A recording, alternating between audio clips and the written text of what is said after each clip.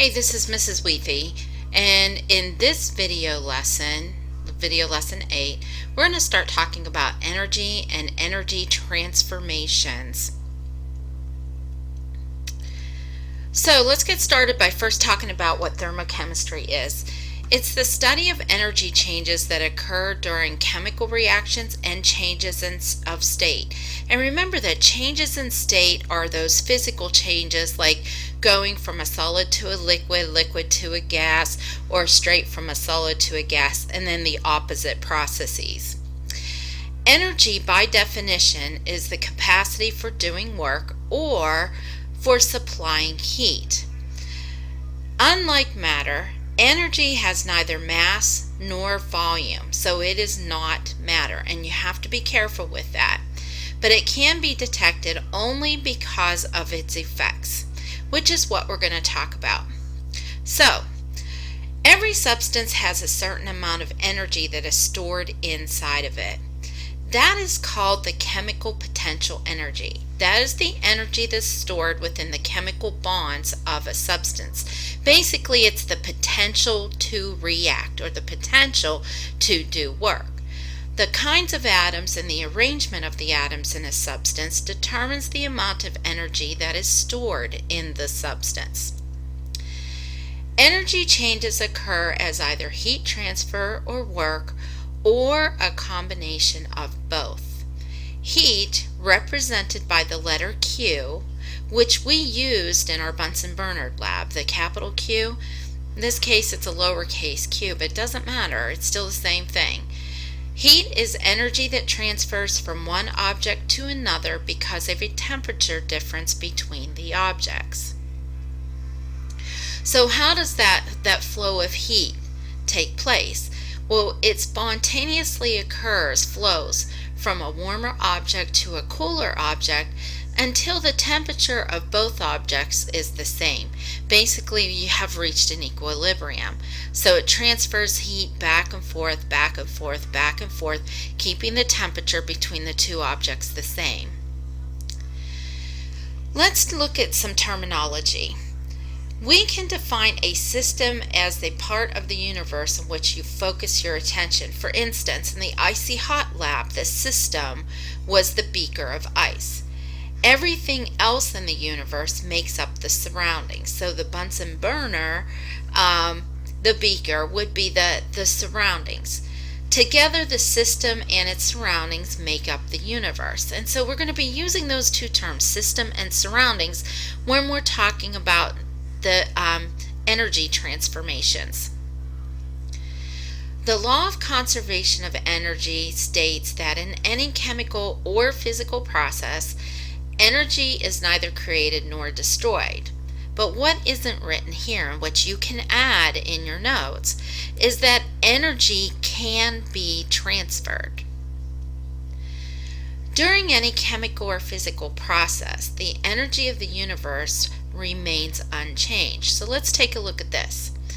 If the energy of the system increases during that process, then the energy of the surroundings must decrease by the same amount, thus keeping the energy of the universe unchanged. If the energy of the system decreases during that process, the energy of the surroundings must increase by the same amount, again keeping the energy of the universe unchanged. So let's take a look at the direction of the heat flow. We always look at that in the point of view of the system. Heat is absorbed from the surroundings in an endothermic process. So heat flowing into a system from its surrounding is defined as positive. When you calculate Q has a positive value. So energy is going into the system, it's being added to the system. That's an endothermic process. On the other hand, we have an exothermic process, one in which releases heat to its surroundings. So heat flowing out of the system into its surrounding is defined as negative. Q will have a negative value. What I want you to be very clear about is that even though Q represents heat and heat is energy, and in an exothermic process it has a negative value, it doesn't mean that you have negative energy. What the negative sign tells us is that energy is being released. A positive Q tells us that energy is being added. So don't get that confused. It's not negative energy. It says that energy is being released to its surroundings.